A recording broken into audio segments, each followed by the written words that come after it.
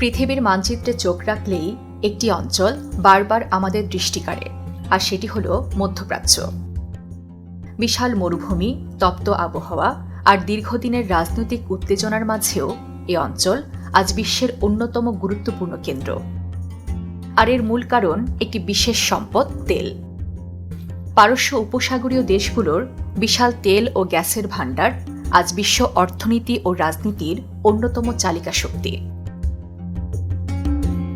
কিন্তু প্রশ্ন হল, কেন বিশ্বের অন্য যে কোনো অঞ্চলের তুলনায় মধ্যপ্রাচ্যে এত বেশি তেল ও গ্যাস পাওয়া যায়, আর কোথা থেকেই বা এলো এত বিপুল সম্পদ? বিশ্বপ্রান্তরের আজকের পর্বে আমরা খুঁজে দেখব সেই রহস্য, যেখানে জড়িয়ে আছে কোটি বছরের ইতিহাস, পৃথিবীর ভেতরের অদৃশ্য পরিবর্তন আর প্রকৃতির এক বিস্ময়কর পরিকল্পনা।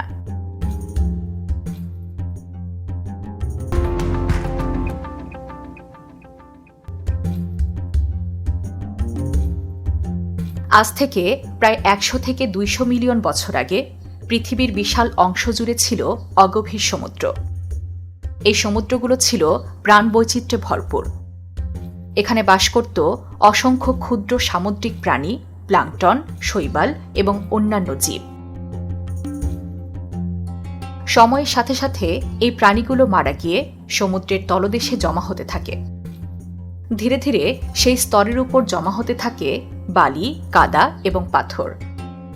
এর ফলে নিচের স্তরে চাপ ও তাপমাত্রা ক্রমাগত বাড়তে থাকে। আর কোটি কোটি বছর ধরে চলতে থাকা এই প্রক্রিয়ার ফলেই একসময় এই মৃত জৈব পদার্থগুলো রূপ নেয় তেল ও প্রাকৃতিক গ্যাসে। অর্থাৎ আজ আমরা যে তেল ব্যবহার করছি তা আসলে কোটি কোটি বছর আগের মৃত প্রাণীদের দেহাবশেষ। এখন প্রশ্ন হল, এই প্রক্রিয়া তো পৃথিবীর অনেক জায়গায় ঘটেছে, তাহলে মধ্যপ্রাচ্যেই এত বেশি তেল কেন? এর উত্তর লুকিয়ে আছে এই অঞ্চলের ভূতাত্ত্বিক গঠনে। পারস্য উপসাগরের এই অঞ্চলটি এমন এক ভূতাত্ত্বিক স্থানে অবস্থিত, যেখানে একাধিক টেকটনিক প্লেট, বিশেষ করে অ্যারাবিয়ান প্লেট, ধীরে ধীরে সরে গিয়ে সময়ের সাথে সাথে বিভিন্ন ধরনের ভাঁজ সৃষ্টি করেছে। এই ভাঁজগুলোকে ভূতত্ত্বের ভাষায় অ্যান্টিক্লাইন বা তেলের প্রাকৃতিক ফাঁদ বলা হয়। এ ধরনের গঠনের কারণে ভূগর্ভের নিচ থেকে উঠে আসা তেল একটি নির্দিষ্ট স্থানে আটকে যায়। ফলে তেল চারিদিকে ছড়িয়ে না পড়ে বরং এক জায়গায় বিশাল পরিমাণে জমা হয়ে থাকে। এর পাশাপাশি এর সঙ্গে আরও গুরুত্বপূর্ণ বিষয় হল, এই অঞ্চলের ভূতাত্ত্বিক গঠন তেল সঞ্চয়ের জন্য অত্যন্ত উপযোগী।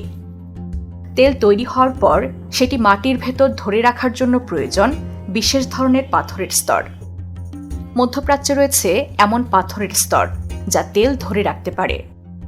এখানে নিচের স্তরে রয়েছে ছিদ্রযুক্ত রিজার্ভয়ার রক, যেখানে তেল জমা হতে পারে। আর তার উপরে রয়েছে শক্ত ক্যাপ রক, যা তেলকে বাহিরে বের হতে বাধা দেয়।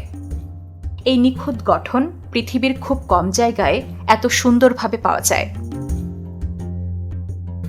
মধ্যপ্রাচ্যে তেলের আরেকটি বড় কারণ হল জৈব পদার্থের প্রাচুর্য ও উচ্চ উৎপাদন ক্ষমতা।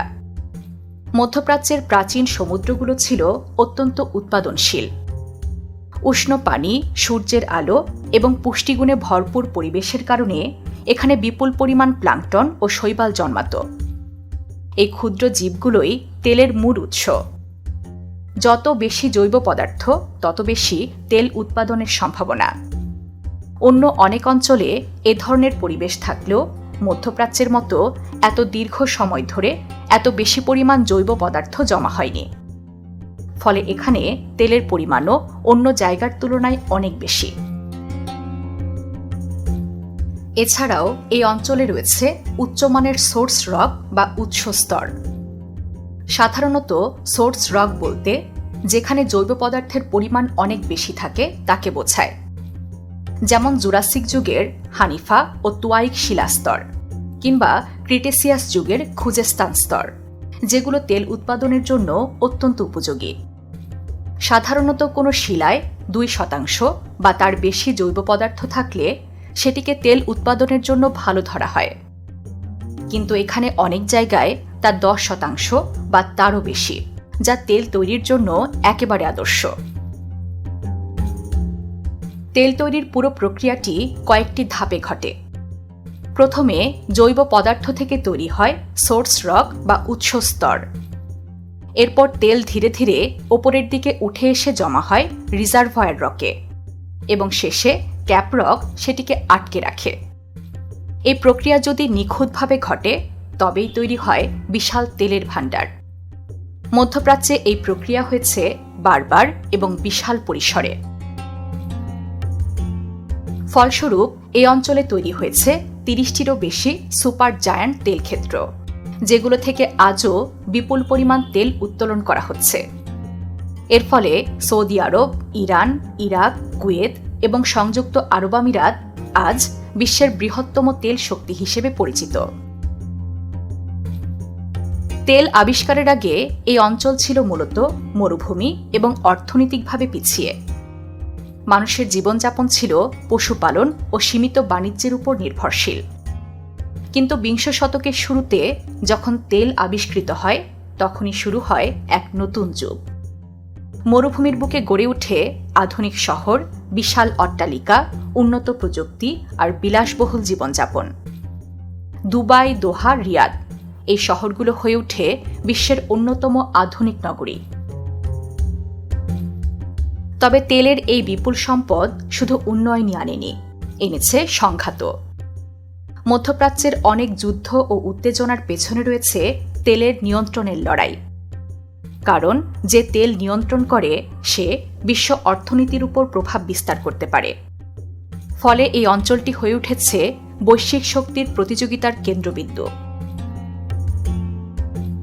বর্তমানে বিশ্ব ধীরে ধীরে নবায়নযোগ্য জ্বালানির দিকে এগোচ্ছে, যেমন সৌরশক্তি ও বায়ুশক্তি। এতে অনেকেই মনে করছেন তেলের গুরুত্ব কমে যাবে, কিন্তু বাস্তবতা হল এখনও বিশ্বের বড় একটি অংশ তেলের উপর নির্ভরশীল।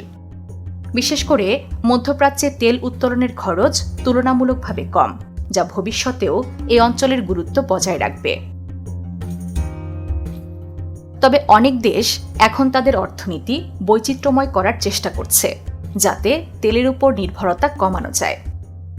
দুবাইয়ের মতো শহর ইতোমধ্যেই পর্যটন, বাণিজ্য ও প্রযুক্তিতে বিনিয়োগ করে নতুন দিক তৈরি করেছে। সবশেষে বলা যায়, মধ্যপ্রাচ্যে এত তেল থাকার পেছনে কোনো একক কারণ নেই। এটি একটি দীর্ঘ প্রাকৃতিক প্রক্রিয়ার ফল, যেখানে জড়িয়ে আছে প্রাচীন সমুদ্র, জৈব পদার্থের প্রাচুর্য, নিখুঁত ভূতাত্ত্বিক গঠন এবং সময়ের অবিরাম পরিবর্তন। এই তেল শুধু একটি প্রাকৃতিক সম্পদ নয়, এটি বিশ্ব রাজনীতি, অর্থনীতি এবং ভবিষ্যতের শক্তির এক গুরুত্বপূর্ণ কেন্দ্র।